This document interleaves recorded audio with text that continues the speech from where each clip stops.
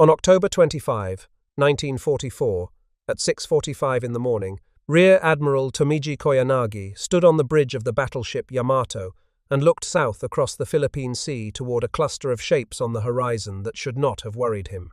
Koyanagi was the chief of staff of Japan's Second Fleet.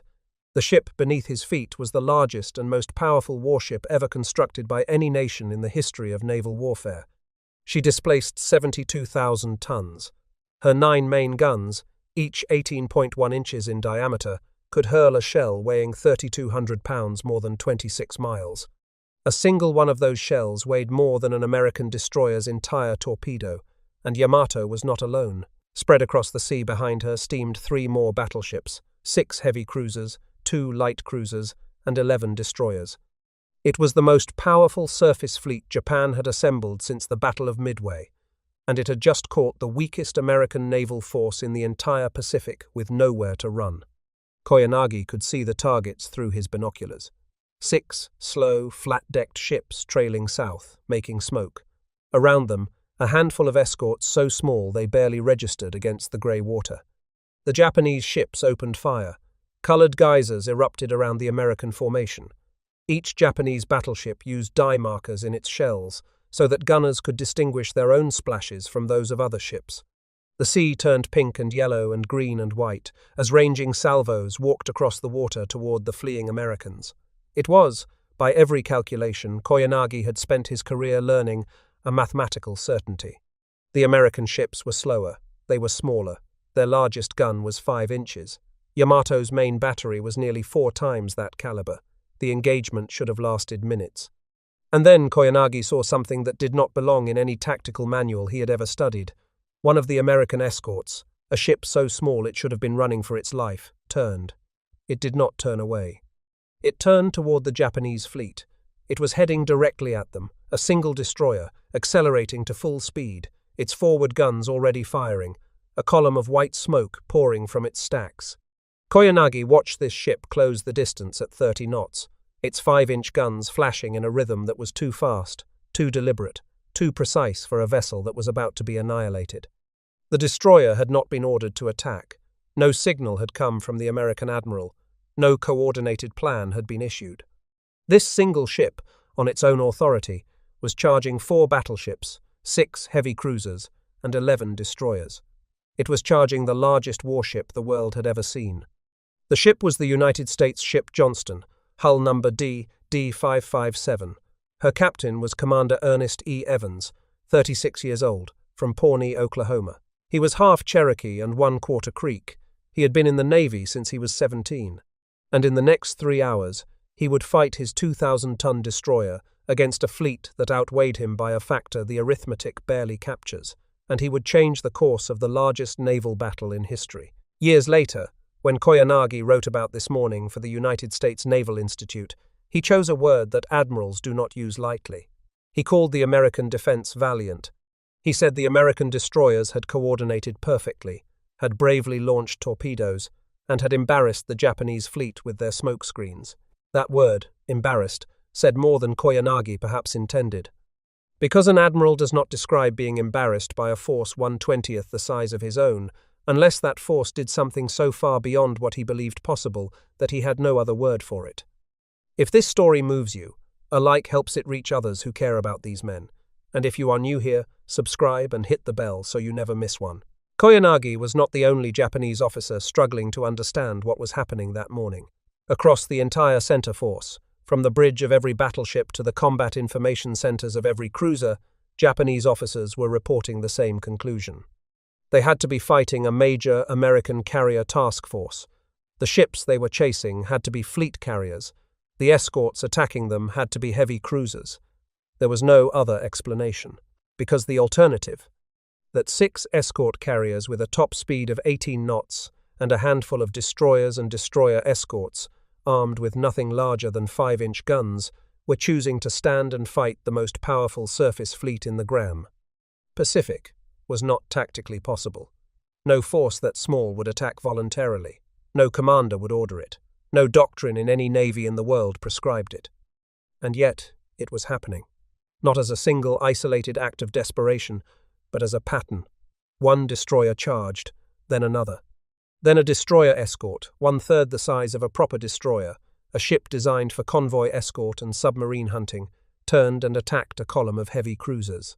Pilots in Avenger torpedo bombers, after they had dropped their torpedoes and had nothing left to drop, flew low and straight at Japanese battleships with empty bomb bays, making dry runs to draw fire.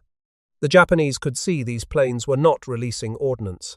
They attacked anyway, pulling anti-aircraft attention away from the ships below. Every element of the American force, from the largest escort carrier to the smallest plane, was fighting as though it possessed a weight class it did not have. The Japanese had a recognition manual aboard every warship. It contained silhouettes of every Allied vessel. Escort carriers were in that manual. Destroyers were in that manual. But the ships the Japanese were fighting did not match the behavior the manual assigned to those silhouettes.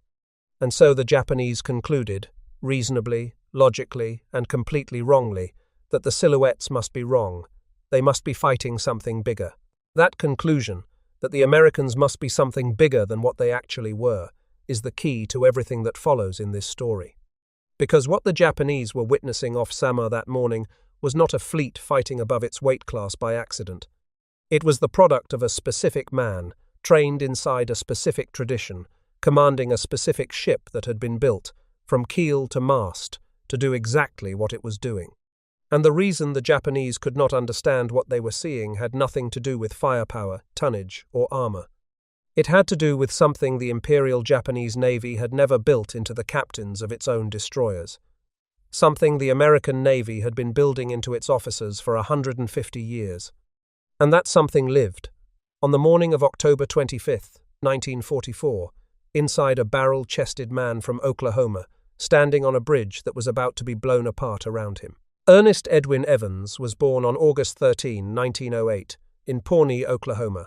He was half Cherokee and one-quarter Creek.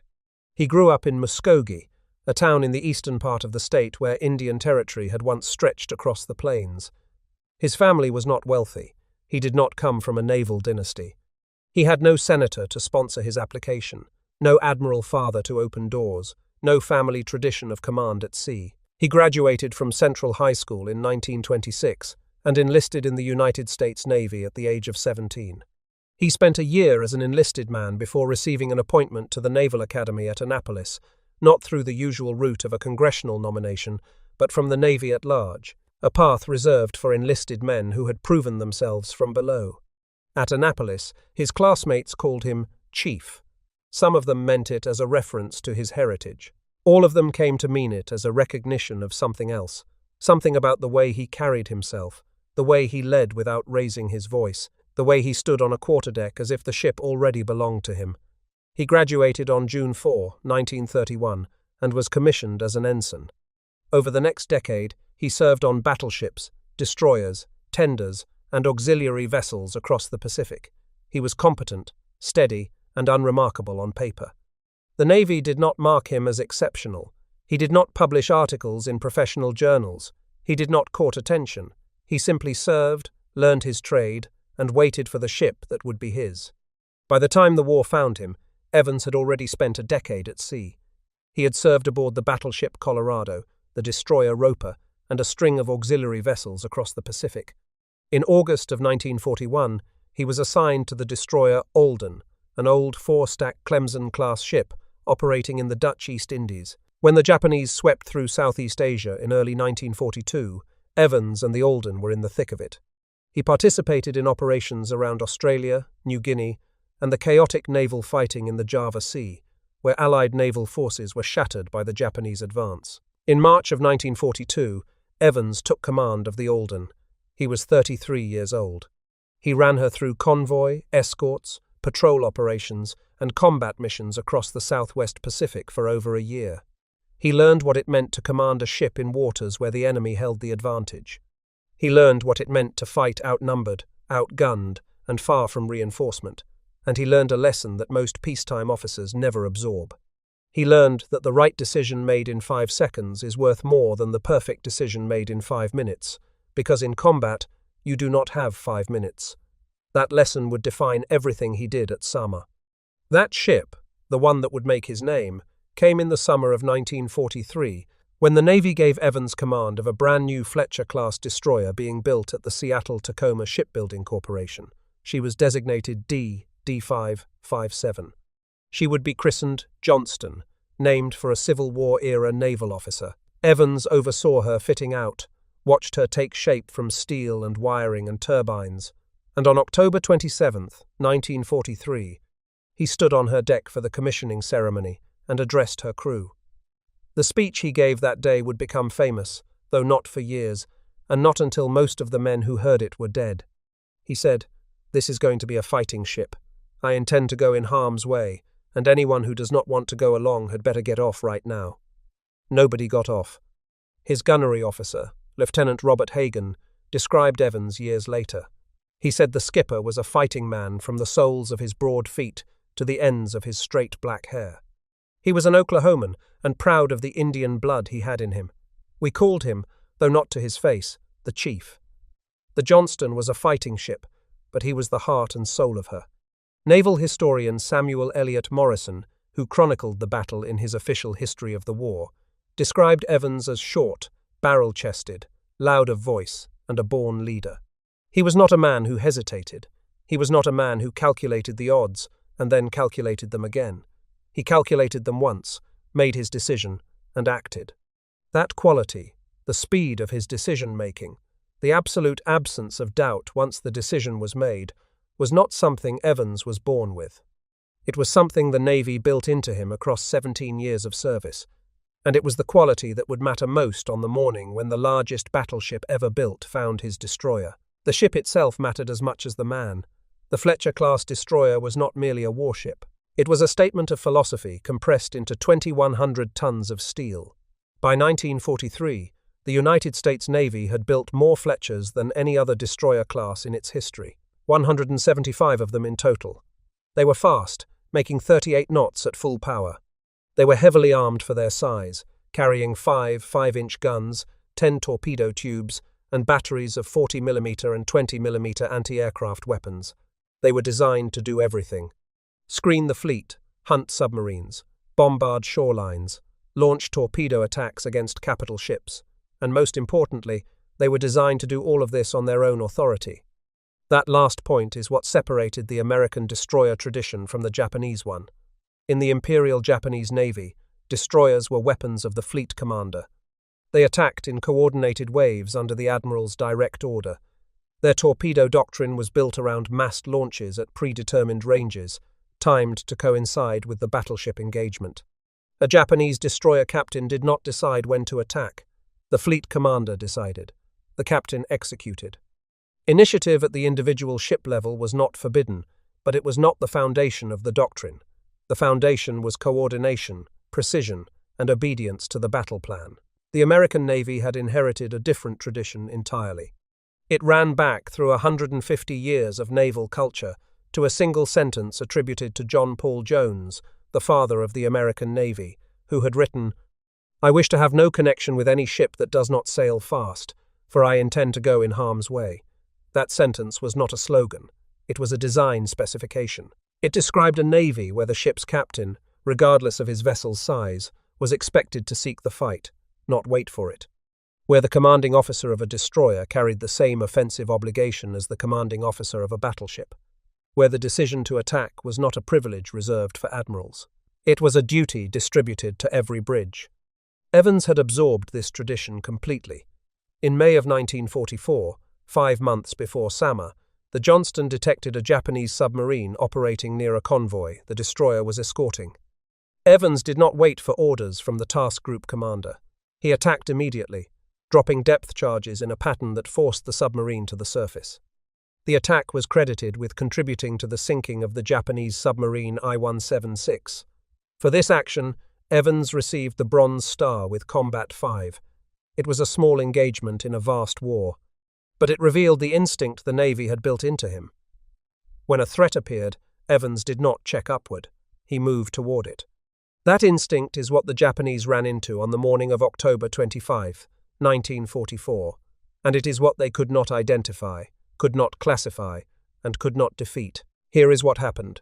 The Japanese sent a force under Vice Admiral Kurita had passed through San Bernardino Strait during the night, undetected, because Admiral William Halsey had taken the entire Third Fleet north to chase a Japanese decoy force of nearly empty aircraft carriers under Vice Admiral Jisaburo Ozawa.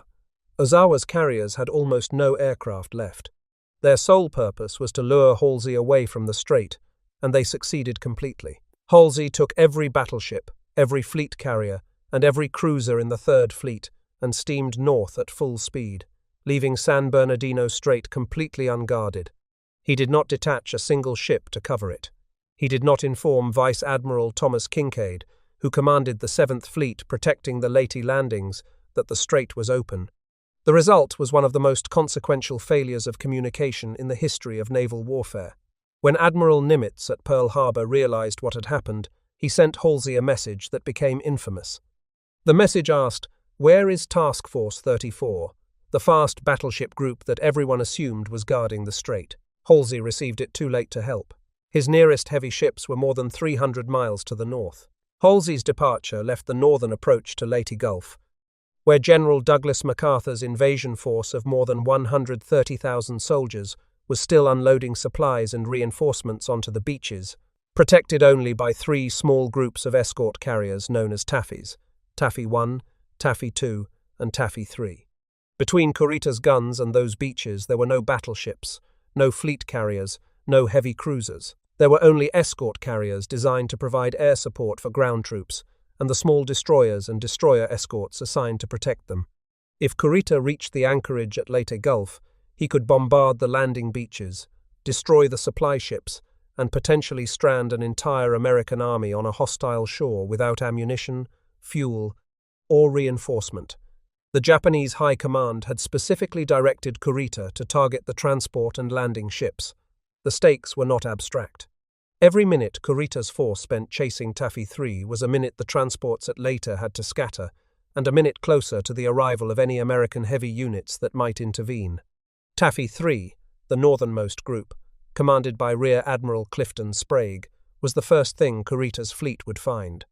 Taffy 3 consisted of 6 escort carriers: Fanshawe Bay, St. Lo, White Plains, Kalanin Bay, Kitkun Bay, and Gambia Bay. They were slow, 18 knots at best. They were built on merchant ship hulls. Their flight decks carried Wildcat fighters and Avenger torpedo bombers. Screening them were 3 destroyers: Johnston, Hoel, and Heermann, and 4 destroyer escorts: Dennis, John C. Butler, Raymond, and Samuel B. Roberts. Not one ship in the entire formation carried a gun larger than 5 inches. The total tonnage of Taffy 3 was roughly equal to the tonnage of Yamato alone. At 6:37, an Avenger pilot from the escort carrier St. Lo, Ensign William Brooks, spotted the Japanese fleet. He radioed back to Sprague. He reported pagoda masts.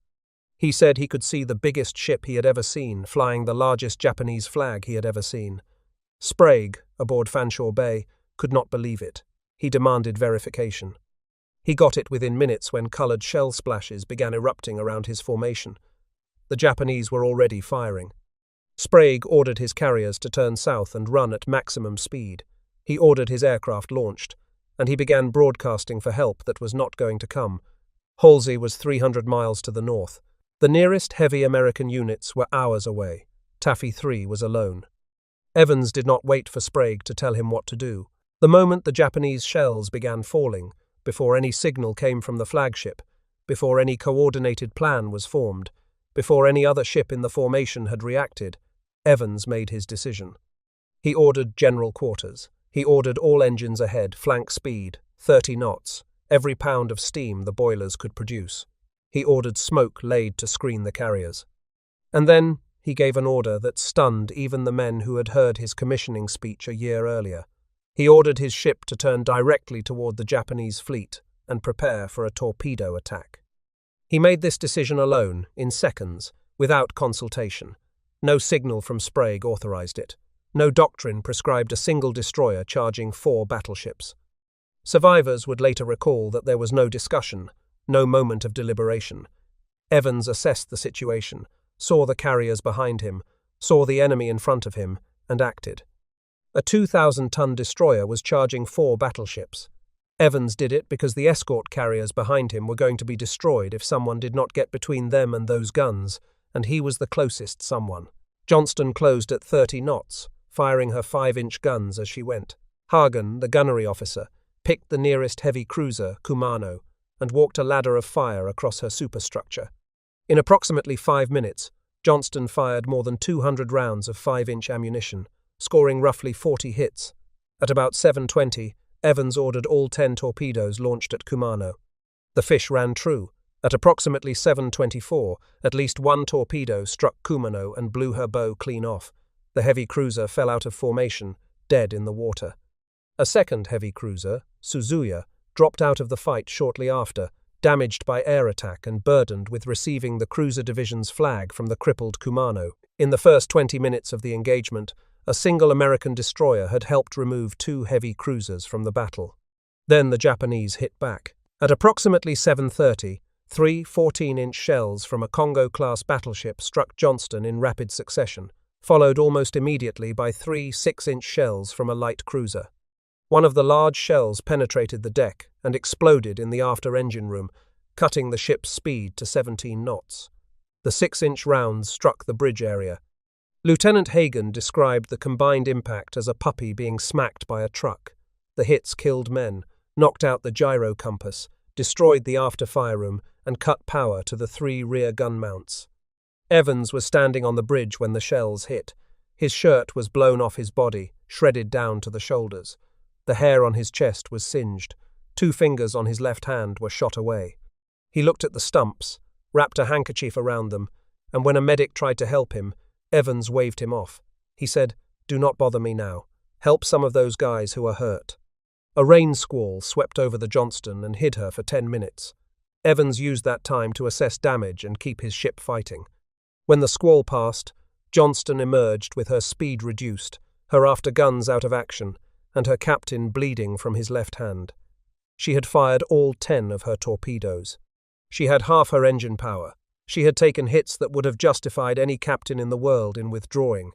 Evans did not withdraw. At 7:50, Sprague finally gave the order that Evans had anticipated by 50 minutes. Sprague told the destroyers to make a torpedo attack. Evans had no torpedoes left. He had 17 knots. He said, "We will go in with the destroyers and provide fire support." And Johnston turned back toward the Japanese fleet for the second time. What happened next is the part of the story that reveals the deeper pattern, because Evans was not the only captain who made this choice. The destroyer Hoel, under Commander Leon Kintberger, had already followed Johnston into the attack on her own initiative. Hoel charged the Japanese battleship line, fired her torpedoes at the lead battleship column, and was hit repeatedly. She took over 40 shell hits, including several from battleship main batteries. She lost power, went dead in the water, and sank. Kintberger survived. He was awarded the Navy Cross.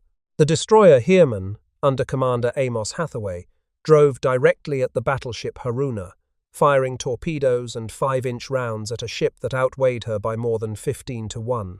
Heermann survived the battle, though badly damaged. And then there was the Samuel B. Roberts, a destroyer escort. Not a destroyer escort. Smaller, slower, less heavily armed. She carried only 2 5-inch guns, and she was designed to chase submarines, not fight battleships. She displaced less than 1,500 tons fully loaded. Her top speed was 24 knots. She had been in commission for less than a year. Her commanding officer was Lieutenant Commander Robert Copeland, a reservist, a man who, in peacetime, was a lawyer. When Copeland saw the situation, he addressed his crew over the ship's intercom. He said, "This will be a fight against overwhelming odds from which survival cannot be expected. We will do what damage we can." Then he turned his tiny ship and charged a column of Japanese heavy cruisers. Samuel B. Roberts closed to within 4,000 yards of the heavy cruiser Cherokee, so close that the Japanese guns could not depress enough to hit her at the waterline, and fired everything she had. Her 2 5-inch guns fired so rapidly that the crew burned out the rifling in one of the barrels and kept firing anyway. She was hit repeatedly and sank. Copeland survived. He was awarded the Navy Cross, and later rose to the rank of Rear Admiral. His ship earned a nickname that day. They called her the destroyer escort that fought like a battleship. In the air above the surface battle, The same pattern was repeating without coordination. Pilots from the escort carriers launched with whatever ordnance they had. Some Avengers carried torpedoes. Some carried bombs. Some carried nothing at all because there had been no time to arm them. The pilots who had weapons used them. The pilots who had nothing made dry runs, diving at Japanese battleships and cruisers with empty bomb bays, pulling up at the last moment, forcing the Japanese gunners to track them, to fire at them, to spend anti-aircraft ammunition and attention on planes that posed no actual threat. These pilots knew they were carrying nothing. They flew their attack runs anyway because every second a Japanese gunner spent shooting at an empty Avenger was a second he was not shooting at the carriers below. No one ordered these dry runs. No doctrine prescribed them. Each pilot made the decision independently, looked at the situation, understood what was needed, and did it. Every one of these decisions was made independently. Kintberger did not coordinate with Evans. Copeland did not wait for Kintberger. The pilots who made dry runs on Japanese battleships with empty bomb bays did not ask permission from the carrier air operations officers to do something that's suicidal. Each captain, each pilot, each crew looked at the same situation and arrived at the same conclusion without a common order. The escort carriers behind them were going to die unless someone got between them and the Japanese guns. They were the someone, and they attacked. This is what the Japanese could not identify. Not the courage. Japanese sailors had no shortage of courage, and the war would prove that in the kamikaze attacks that began that very afternoon, when a suicide plane sank the escort carrier St. Lo, just hours after the surface battle ended. What the Japanese could not identify was the mechanism. How did an entire force of mismatched, undersized, outgunned ships arrive at the same tactical decision at the same time without a unified order from above? The answer was that they did not need a unified order. The decision had already been made, years earlier, in the culture that trained them. The American Navy did not tell its captains when to fight. It told them what to protect, and it left the when and the how to the man on the bridge. Back aboard the Johnston, Evans was demonstrating what that philosophy looked like when carried to its absolute limit. With no torpedoes, reduced speed, and half his guns out, he was still fighting. At approximately 8:20, he spotted a Congo-class battleship 7,000 yards off the port beam and engaged it with his remaining 5-inch guns, firing roughly 30 rounds into her superstructure. The shells could not penetrate battleship armor, but they could kill men on exposed decks, damage fire control equipment, and force the battleship's crew to deal with a nuisance that should not have existed. At approximately 8:30, Evans saw the escort carrier Gambia Bay taking concentrated fire from Japanese cruisers. Gambia Bay was the slowest carrier in the formation. She was falling behind. She was going to be sunk. Evans turned to Hagen and gave what Hagen later called the most courageous order he had ever heard. Evans said, "Commence firing on that cruiser. Draw her fire on us and away from the Gambia Bay." Johnston opened fire on the heavy cruiser, deliberately pulling the enemy's attention onto a crippled destroyer to buy minutes for a carrier that could not defend itself. Then Evans saw something else. A Japanese destroyer squadron led by the light cruiser Yahagi was forming up for a torpedo run on the escort carriers. A coordinated torpedo attack from that many ships would have been devastating. Evans drove Johnston directly into the destroyer formation, firing at the lead destroyer and scoring hits on her bridge. The Japanese torpedo attack was disrupted. The destroyers scattered and launched from longer range. Their torpedoes ran wide and missed the carriers. By 9:10, another hit knocked out one of Johnston's 2 remaining forward guns. A fire from an exploding 40mm ammunition locker made the bridge untenable. Evans moved to the fantail, the very rear of the ship, and began shouting steering orders down through an open hatch to sailors who were turning the rudder by hand because all power steering had been destroyed. He was commanding his ship from the back deck, wounded, bleeding, with no instruments, no compass, and no engine telegraph, directing the helmsman below by the sound of his voice. By 9:30, Johnston was dead in the water. Japanese destroyers closed in from multiple directions, firing into her at ranges as short as 6,000 yards. Evans gave the order to abandon ship at approximately 9:45. Johnston rolled over and sank at approximately 10:10 in the morning. She had fought for roughly 3 hours, exactly as the Medal of Honor citation would later state. Evans was last seen near the ship as she went down. Some survivors reported he was still giving orders. Others said he reached a damaged motor whaleboat. His body was never recovered. He was 36 years old. As Johnston slipped beneath the surface, American survivors in the water saw something they would remember for the rest of their lives. A Japanese destroyer, almost certainly the Yukikaze under Lieutenant Commander Masamichi Terauchi, closed to within 1,000 yards of the sinking ship. Her crew came to attention on deck, and an officer on the bridge saluted the Johnston as she went down. This account comes from American survivors in the water, including sailors Clint Carter and Robert Billy. No Japanese primary source has been found to confirm the salute. But the fact that American sailors, floating in the water surrounded by the wreckage of their ship, looked up and saw the enemy honor what they had just witnessed, tells you something about what had happened in the preceding 3 hours that transcended the ordinary conduct of war. The question that runs beneath this entire story is not whether Evans was brave. He was, but bravery is common in war, on both sides, in every navy. The question is why he fought the way he did. Why he charged without orders. Why he kept fighting after the torpedoes were gone, after the engines were halved, after his hand was mangled, after the bridge was destroyed. Why he steered his dying ship into a Japanese destroyer formation to protect carriers he had no formal obligation to die for. And why every other captain in Taffy Three, independently, without coordination, did the same thing. The answer is not complicated, but it goes deeper than most people realize. The United States Navy trained its commanding officers to understand a single principle above all others. Your ship exists to accomplish a mission. The mission does not belong to the admiral. The mission belongs to you. If you are escorting carriers, your mission is to protect those carriers. How you do it is your decision. When you do it is your decision. Whether you survive doing it is not part of the calculation. The admiral sets the objective. The captain chooses the method. And if the situation changes faster than the admiral can respond, the captain acts on his own judgment, without waiting for new orders. This principle was drilled into every officer from the day he entered the Naval Academy. The great American naval victories had all been won by captains who acted on initiative. David Farragut at Mobile Bay in 1864 had not waited for permission to charge past the mines. He had given the order himself.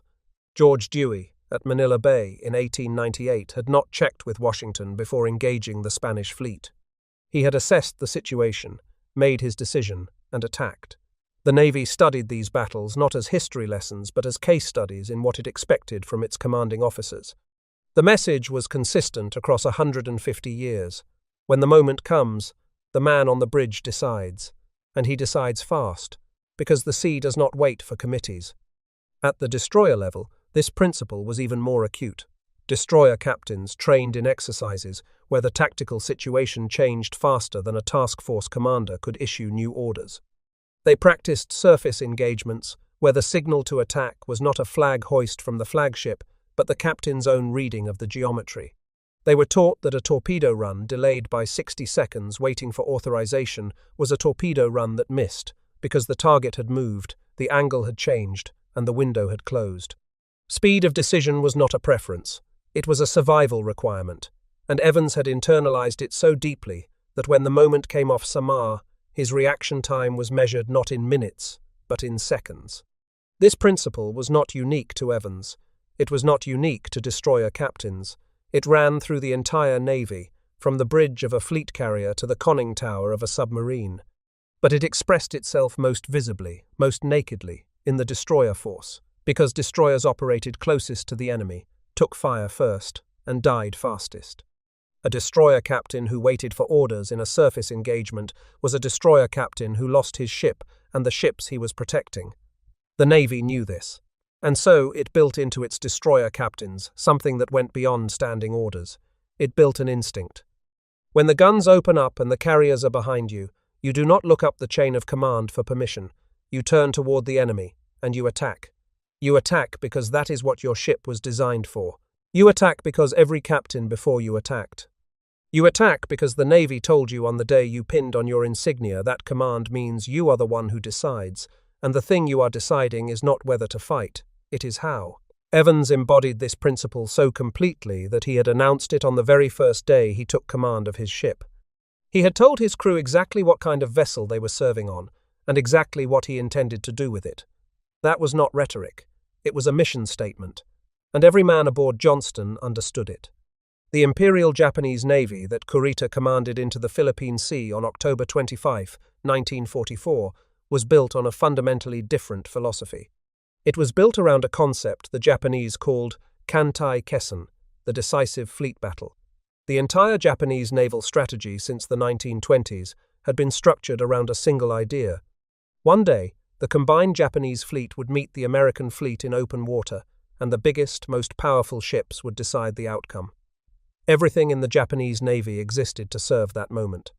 The battleships were built to win it, the cruisers were built to support it, the destroyers were built to screen for it and to launch coordinated torpedo attacks at the moment the fleet commander ordered them. The Yamato herself was the ultimate expression of this philosophy.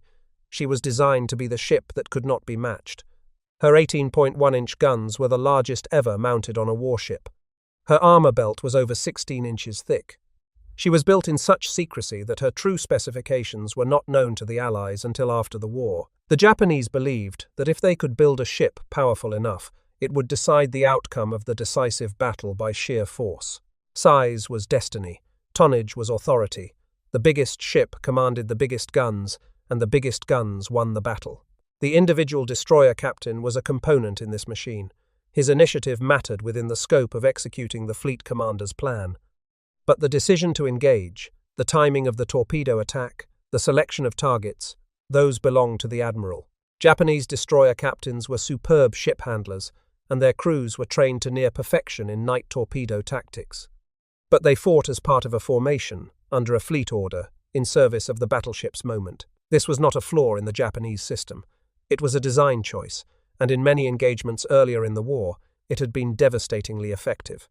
Japanese destroyer attacks at the Battle of the Java Sea and the Battle of Savo Island had annihilated Allied formations through precisely the kind of coordinated, centrally directed torpedo warfare that the doctrine prescribed.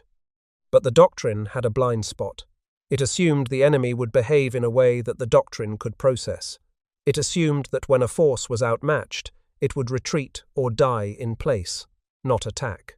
And it assumed that the decision to attack always originated at the top.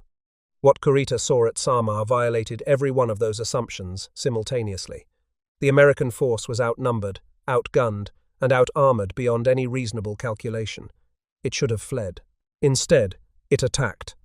And it attacked not as a coordinated fleet action directed by Sprague, but as a series of individual decisions made by individual captains who each concluded, on their own, without consulting one another, that attacking was the only option consistent with what the Navy expected of them. Evans attacked first, before any order was given. Kintberger followed. Hathaway followed. Copeland followed. The pilots followed. Sprague's order to attack came after the attacks had already begun. The admiral was ratifying decisions his captains had already made. This is what Kurita could not process.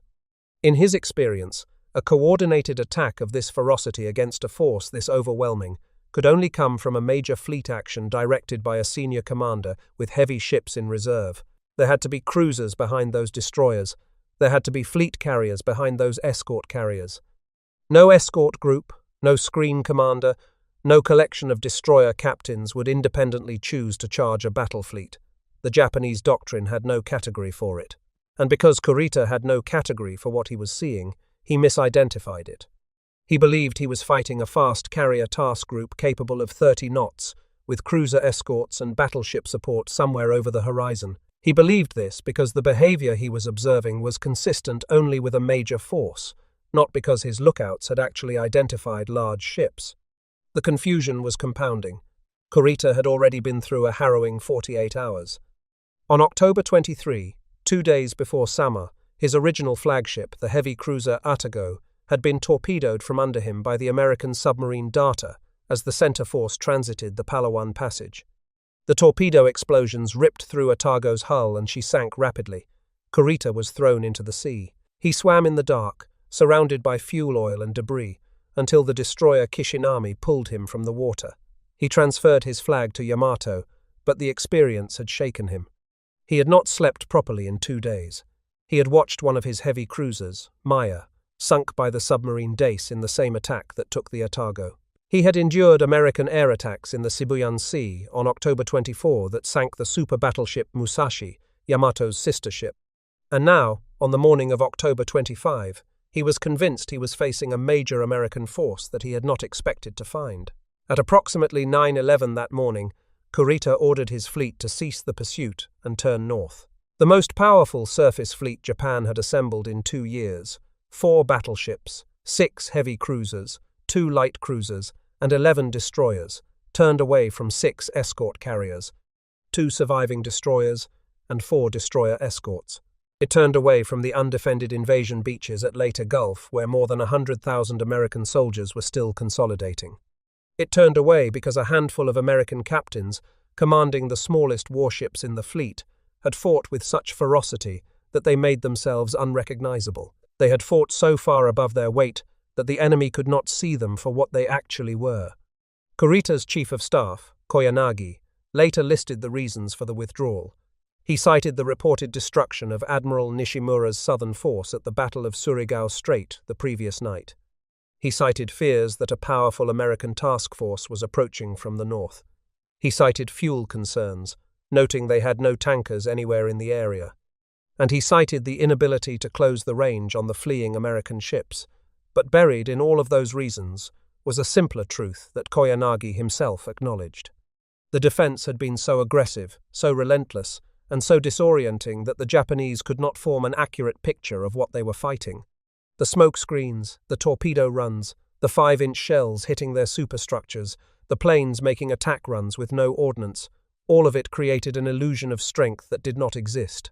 Evans and the captains who followed him had not merely defended Taffy Three, they had created a phantom fleet in the minds of their enemy, built entirely from audacity and 5-inch shells. The cost was enormous. Of the Johnston's crew of 327 men, only 141 survived. 186 were lost. Roughly 50 were killed by enemy fire during the battle. Approximately 45 died on rafts and in the water from wounds they had sustained. 92, including Commander Evans, were alive after the ship sank but were never heard from again. The survivors spent approximately 50 hours adrift in the Philippine Sea before rescue ships arrived on October 27. During those 50 hours, men died of wounds, exposure, dehydration, and shark attacks. The water was warm, but the wounded bled into it, and the blood drew sharks that circled the groups of survivors throughout the first night and into the second day. There was no immediate rescue because American commanders feared Japanese warships were still in the area, and sending ships into those waters risked losing more men to find the ones already in the water. Chief Gunner's mate Harry Henson was bitten by a shark and survived. Warrant machinist Marley Polk died below decks trying to stop flooding before the ship went down. Lieutenant Junior Grade Jack Bechdel, the assistant gunnery officer, was fatally wounded during the final phase of the battle. Ensign Gordon Fox, the machine gun officer, was killed. Sailors Bill Mercer, Clint Carter, and others floated in their life jackets for 2 full days and nights, watching the men around them die one by one before American ships finally found them. These were not abstractions. They were men who went to sea aboard a fighting ship and did not come home. Across Taffy Three as a whole, the battle cost 2 escort carriers. Gambia Bay was sunk by Japanese gunfire, the only American carrier in the war sunk by naval surface fire. St. Lo was sunk hours later by a kamikaze strike, the first organized kamikaze attack of the war. 2 destroyers were lost, Johnston and Hoel. 1 destroyer escort was lost, Samuel B. Roberts. More than 1,500 Americans were killed. On the Japanese side, 3 heavy cruisers were sunk. Chokai, Chikuma, and Suzuya were either destroyed outright or so badly damaged they were scuttled. Kumano, her bow blown off by a torpedo from the Johnston, survived the immediate battle but was finally sunk by American carrier aircraft on November 25, 1944. Commander Ernest E. Evans was initially awarded the Navy Cross. It was later upgraded to the Medal of Honor, awarded posthumously. He was the first Native American in the United States Navy to receive the Medal of Honor. His citation read in part that he gallantly diverted the powerful blasts of hostile guns from the carriers under his protection, launching the first torpedo attack when the Johnston came under straddling shellfire. That he unhesitatingly joined others to provide fire support during subsequent attacks.